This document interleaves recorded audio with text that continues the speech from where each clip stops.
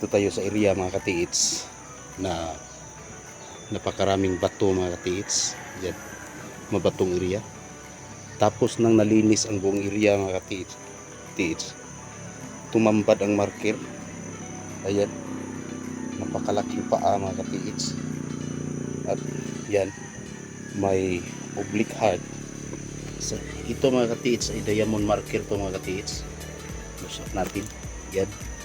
Ito ay diamond marker ayon sa sabi ni Sir. Kasi nakahukay na sila ng ganyang klaseng marker. At ito mga katiits ay nakaharap sa west. At ito mga katiits binagbag. Sinilsil talaga. Yan. Sinilsil ito. Klarong-klaro mga katiits sa kamera. Klaro siguro sa inyo mga katiits. Klaro dito sa kinatayuan ko. At ito ay kaliwang paa. Paka natin mga katiits. Yan. Isakto kaliwa. At sa dulo ng bato na binagbag mga katiits, may dot. So, ang ibig sabihin nito mga katiits, travel tayo, abanti tayo. Hanapin natin ang batong ito mga katiits. Kung may makikita ba tayo. Ito mga katiits ay old trail. Ito. Yan. At ito mga bato. Ito. Napakalaking bato ito mga katiits dito. Yan. Napakalaking bato. At may parang cave dito. Butas, may lupa dyan. Yan. At dito mga katiits, abanti tayo kasi dahil dito sa west. Kasi sa east to mga katiits. At dyan mga katiits ang number 8. Mga katiits. Dalawang number 8. So possible na ang nakalagay dito ay Buddha. Kaya travel tayo mga katiits. Puntahan natin ang west direction nito. Kung may karagdagan ba tayong makikita. Napakahirap ito mga katiits. Mabato ang area. Yan. Yan. Bato mga katiits na parang hayop. At ito napakalaking bato din dito mga katiits. At dito may kaliwang paa na naman mga katiits. Yan. Paka natin. Yan. At madadaanan to. Kasi ito west. Sa west ito. At confirm natin mga katiits kung ano ang laman dito. Dahil nagsasaad na ang number 8 ay isang Buddha yan, marker. Tandaan nyo yan mga katiits. At dito tamaan mga katiits. Yan, dalawang bato na may guhit siya, parang araw papunta dito sa isang bato. At ang bato na to mga katiits, tingnan nyo pagkayos. Yan. Yan ay kamay ng tao. So Buddha talaga mga katiits ang nandito. At ang ganyang klaseng marker mga katiits, kamay. Dalawang ibig ipahiwatig niyan. Golden Buddha na at gilid ng bato. Kaya dito mga katiits, may arrow siya. Ito, pababa. So tingnan natin ang baba na bahagi nito mga katiits. Yan. Patungo na naman tayong south. Diyan. Yan. Ang mga bato na parang sinalansan. Puntahan natin. Dahan lang tayo. Madulas. Napakadulas dito. At dyan mga katiits, binagbag ng bato. At ito, katid. Binagbag talaga. At may kaliwang paa na naman dito na maliit mga katiits. At dyan may X na parang pointer siya patungo sa bato na inilagay lang dito. Parang ahas. Iwan ko. Dito. Yan. At may dot dito. Ito mga katiits ay X marker, spot marker to mga katiits. Kung sabihin natin spot marker to, wala nang iba sa west mga katiits na mga bato dyan. Siguro mga katiits ang sinasabi nitong spot marker, spot, siguro yung bato na yan, yung pinakamalaking bato. At dito mga katiits, may marker dito, kyatin natin dito, yan. At may mga dot pa mga katiits, magandang paggagawa sa gilid. At yan mga katiits, parang nature lang, pero para sa akin mga katiits, hindi to nature, kasi alam ko ang ginagawa ni Susako mga katiits, kung paano ba siya gumawa ng marker. Kaya kung may makikita tayong mga counter marker, so positive ang ibig sabihin niya. Dito yan, may arrow na patungo dito at yung box marker pa rin. At dito mga katiits, may number 3 na pinaliktad at number 7. At dito may guhit patungo sa ilalim ng bato.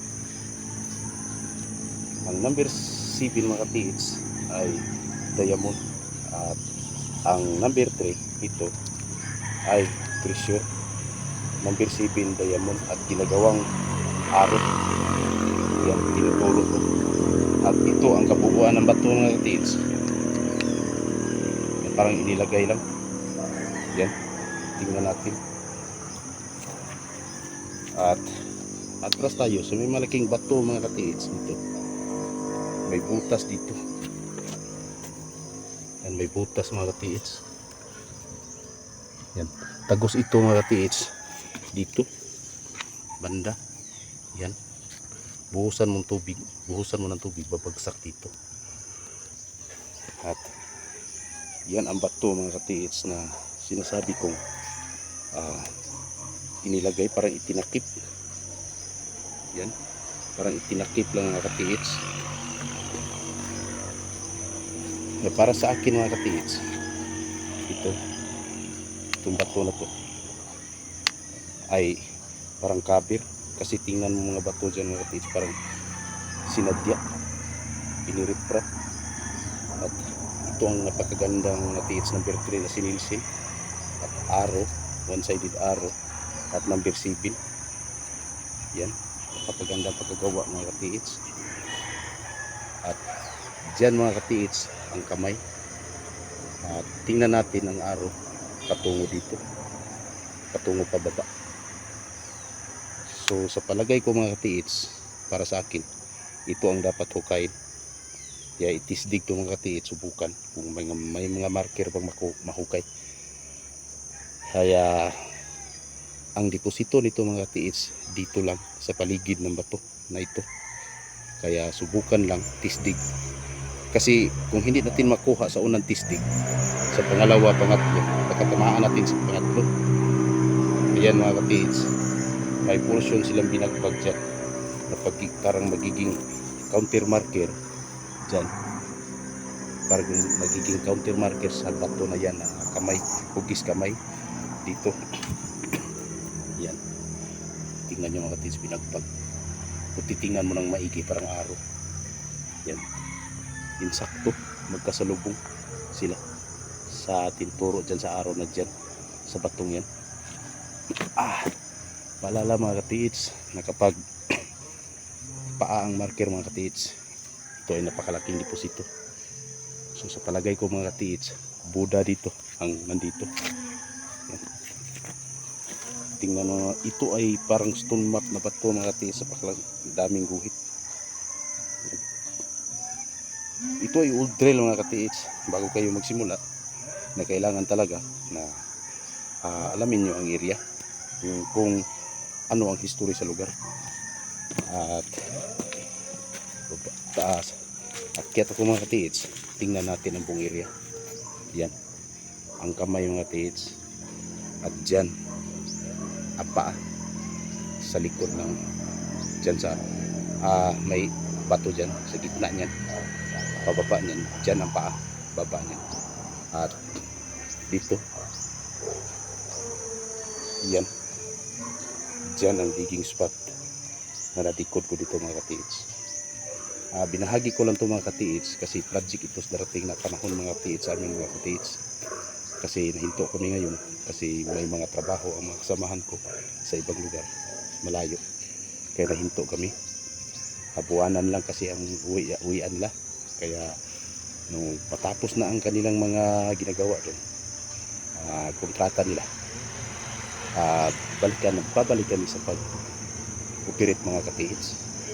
At magtitisdig ako ng magtitisdig dito para nung mag-operate kami, mayroon na kaming site na tirahan na operitan.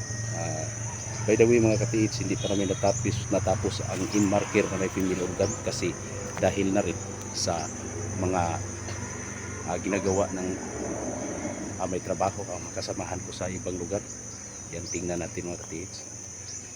Kaya sa lugar namin, ako lang ngayon tisdig ng tisdig para explore at magtisdig para nung sa ganun, kung makatapos sila sa kanilang kontrata, may project kaming titirahan. Yan mga katiits. At sana mga katiits, ito ay makatulong ng kaunti sa inyong pagtitreasure mga katiits, at makatulong ng kaunti, makapagbigay kaalaman ang mga video ko. Siguraduhin natin ang lugar mga katiits na ating i-research, kasi ito ang old trail mga katiits dito, old trail. Sana mga katiits, pagigihan ninyo na pag-aralan ang mga marker para matamaan natin ang mga digging spot, kung saan ba ang digging spot. Kaya hanggang dito na lang mga katiits. Ito ang GB Treasure Hunter. Maraming salamat sa panonood. Magandang araw sa ating lahat mga katiits.